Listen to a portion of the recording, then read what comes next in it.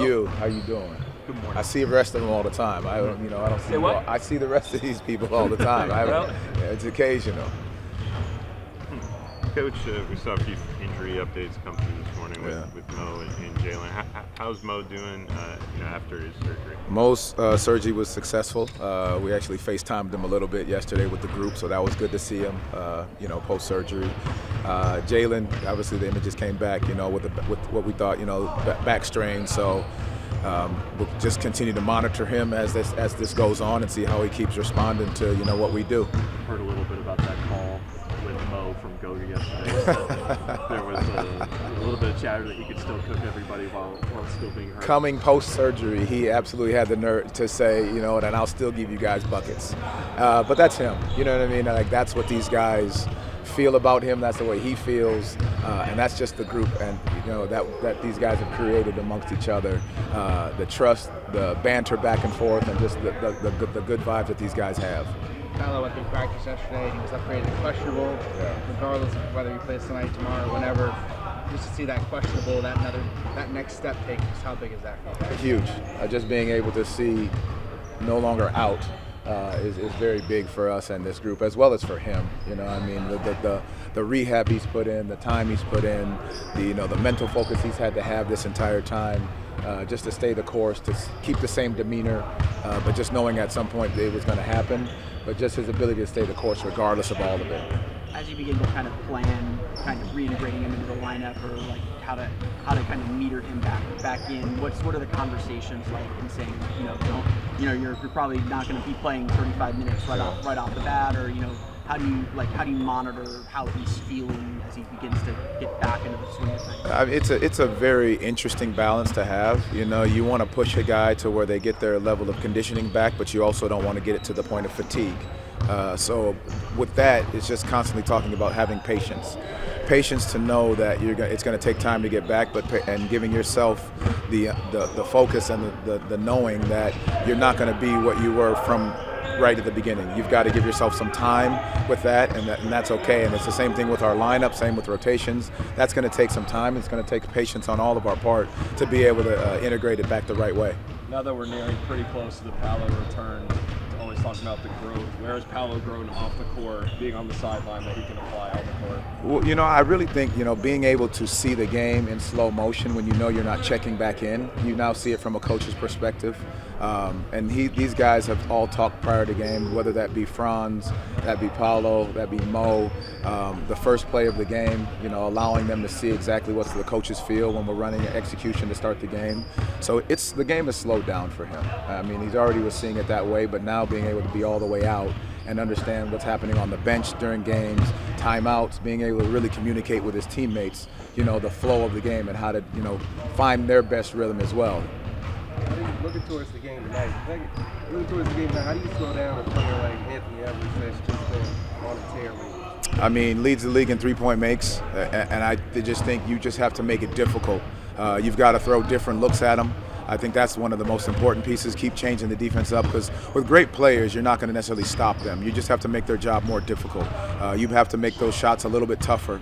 If he's used to shooting, the 25, you got 25-footer, you got to make him push it out to 28 and 30 to make it hard, because he's taking those. And so I think that's what we have to do, and then try to limit the touches as best as possible. But you also can't forget about the other guys he has on the team too.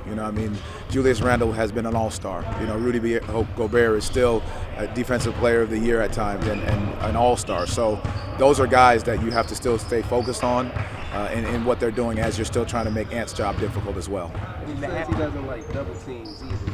So do you feel you got to consider more double teams at him? Every team's going to try to mix it up. I think that's very important for us as well. I go back to not being able to see the same coverage, a lot, because you want to keep them guessing as best as possible. Great players are going to find shots regardless. If you watch some of the film, he's taking shots over the double team as well. And so our ability to just continue to make it tough on him, knowing he's going to hit some of those difficult shots, and we have to live with some of those, but can we limit the touches at best? In the half court, how do you limit lobs to Gobert? How does the defense go about taking a lob threat out of? Well, I mean, a big portion of that is reading the drive. When guys are attacking the basket, are we positioned in front of the guy, or are we too far on the side where the defense has to come over and collapse and help? And if they're that far over, then we've got to make sure that you have somebody to sink back and protect and sit on the legs of Gobert. But again, that becomes tricky because if you're also trying to take the three-point line out, you've got to be smart in that regard as well. So it's a tricky balance, and you're going to give up some lobs. Again, it goes back to the great players and the great offensive schemes. You're not going to take everything away, but can you make it a lot more difficult? Can you make the catches harder? You guys faced one of the better shot blockers in the league on Sunday in Walker Kessler. Maybe struggled a little bit to get attempts in the paint. How do you take maybe the lessons from that game into attacking a player like Gobert and making sure that you guys get No, that's absolutely great. Our coaches went back, did a great dive into the Utah game and exactly how they were playing them, the deep drop and being able to protect the rim. So just finding different ways to get them, away from the rim, which, Gobert does a fantastic job there. Kessler did a fantastic job there. But those are the beautiful pieces of being able to have these games with similar lineups and similar rosters that you can now take those things and, hopefully apply them tonight into how you get the job done. In the past, Minnesota has played kind of that big zone with Jaden McDaniels up on the top. Yeah. What are the challenges that having a guy like McDaniels up on the top in that zone presents, and what are the kind of the attacking points to beat it?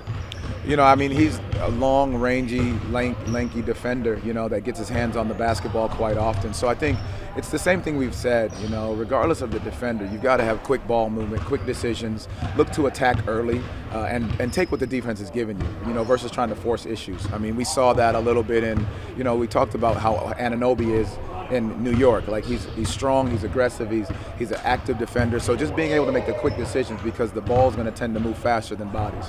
We've talked with you a lot about your assistants, and you're constantly giving credit to them. But as you being kind of the head coach and the leader of that, what in your mind makes a good assistant for your staff? I mean,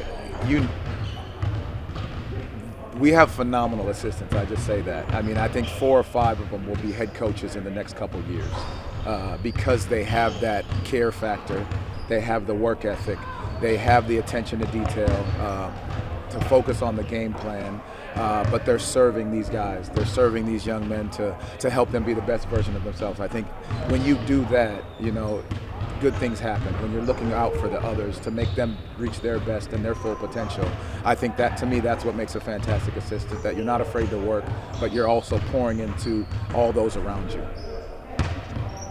Thank you. Yep. You got one more? Yeah. You mad at everybody for that? Thanks. No, I'm just trying to create some humor here. It's all good. What's up?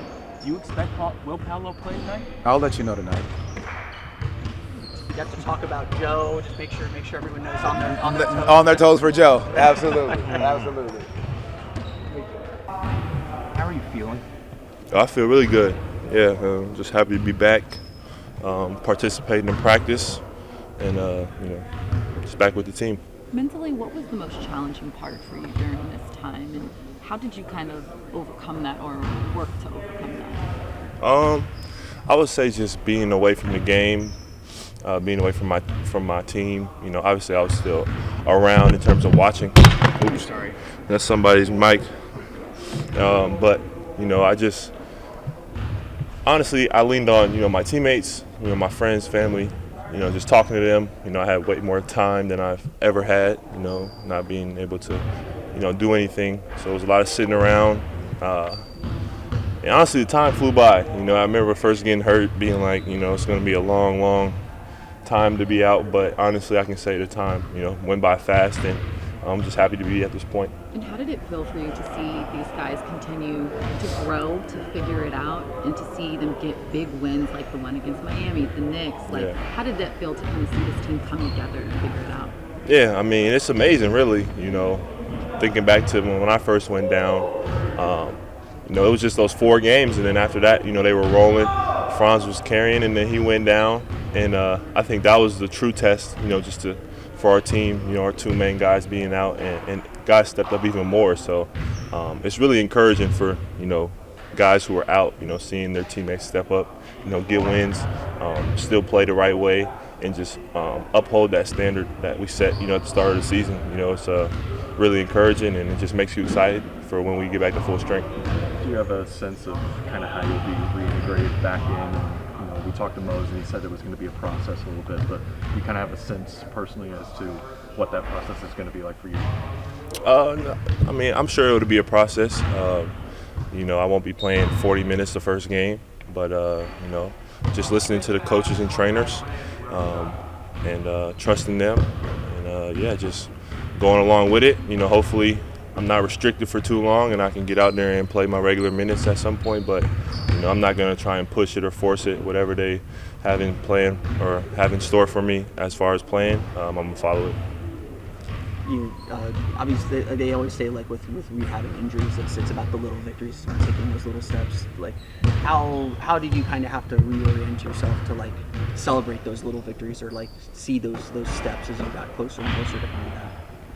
Yeah, I think you know you definitely take small victories when you're coming back. I think just step by step, you know, whether it was stationary ball handling, you know, light weightlifting. I think just when I got the chance to start doing those things, you know, it just encouraged me to, you know, stay locked in, stay focused. You know, even though it doesn't feel like I'm doing much, you know, it is, you know, helping me a lot mentally. And like I said, just to be able to work back to this point to where I'm feeling really good and you know, back up to full speed, it's encouraging for me, and just makes me excited. This is not a usual. This is an injury that apparently baseball players get more often. Mm-hmm. Do you ever figure out how this unlikely injury happened? It's like a Euro step or some play where you twisted? Yeah, I think it was a play. I think I made like a jump pass and contorted my body in a weird way, and you know, just felt that, and yeah, I mean, you know, it happens, and I think some of it had to do with fatigue, which is partially on me.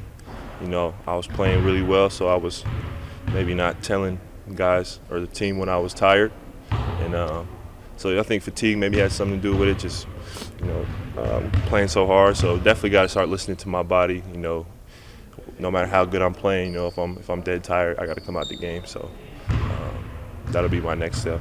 You talk to the guys, and they all say, you know, we had Paolo coaching us on the sidelines. He was giving us what he saw in the game. What do you think you learned most about yourself in that role, kind of outside, being able to coach, see it all differently a little bit, that you want to bring in to when you're able to start back up playing? Yeah, I think you just see the game from a different lens. You know, I've been sitting watching for a pretty long time, so honestly, that feels more normal than playing at this point for me. But yeah, I think just, you know, kind of seeing what the coaches see, you know, taking it, seeing it through their lens on, you know, what goes on within the game. You know, stuff changes, teams, you know, make adjustments, and you got to adjust. So, you know, I think it just helped me a little bit with my processing. You know, I tried to help where I could with guys and stuff like that. But yeah, I mean, I feel like my coaching career, I'm happy for it to be over. You know, I want to start playing again. But it was fun while it lasted. It takes a village to rehab from an injury. You know, how much did the medical staff help you and organizations, patients along the way to help you get along right, help you in this process? Oh yeah, they were great. You know, I would say the biggest thing that they did was just kept me engaged with my rehab, kept me engaged with my, you know, just coming in every day, not doing much, you know, just doing, you know, stuff to make my injury better, which they knew was driving me crazy. But they just did a really good job of, you know, putting dates in my head, putting times in my head that I, you know, had to work towards. You know, Arnie's a funny guy. You know, he at first, when I first got hurt, it was Christmas time. So, you know, what I was working towards was Christmas time, and he gave me a couple of days to where I started doing more. And then when it got to Christmas time, he was like, no, I think it'll be a little longer. And then so he gave me, you know, an earlier date in January. So then I was working towards that. Then he was like, no, I think it's going to be a little longer. So he just did a good job of, like, you know, kind of playing cat and mouse, making me think that I was going to be able to come back a little early. So I worked, and then pushing it back a little longer so that I got to, you know, rest and recover. And so now the time is here, and I just appreciate him for keeping me engaged. Paolo, from a hunger level to get back out on the court, how does this compare to, say, an off-season heading into the regular season? I would say it's a lot different. You know, I just never had to be away from playing for this long. So, you know, like I said, this kind of drove me crazy a little bit. Just having to only sit and watch. You know, I've been watching a lot more NBA. You know, during the season, you know, I only catch a couple games a week, but, you know, being out, I've just been watching countless games every night, and just every night seeing other teams, seeing our team. You know, it just makes me want to get out there and play. So, like I said, it's been a long couple months of doing that, watching, and now it's time to go play. How excited are you to finally step on the court, whether it's tonight, tomorrow? Like how just like what's the emotion? What do you think the emotion will be when your name's called and you get to be back on the court with you guys? Yeah, I'm gonna be super excited. You know, I've never really gone through nothing like this where you're out and then everyone's expecting your return. So it's a little different for me. You know, this whole dynamic of waiting on my return. You know, I'm just as anxious as everybody else to get out there, get back out there with the team, and just see how I feel. You know, I feel really good doing all the drills and the running and the stuff they're doing. You know, live, but there's nothing like the game. So I'm just excited to get back out there against another team and get back out there and compete with the guys. Everybody good? I was just going to ask one more. Did you pick anything up while you were watching all that extra NBA that you maybe weren't as accustomed to beforehand? Yeah, I definitely just sat back, tried to analyze the games, different teams, and yeah, I mean, I think the league this year, there's been a lot of injuries. I think it's the teams that have been the best have been the healthiest teams, and so I think that's what I realized was, all the teams that are at the top have had the best health. So made me even more eager to come back and help these guys out, even though they've been doing a great job. And once we get back to full strength with me, Franz, Jalen, everybody back, I think we'll be primed to make a run. Thanks, everybody. See you tonight. So thank you guys. Thank you.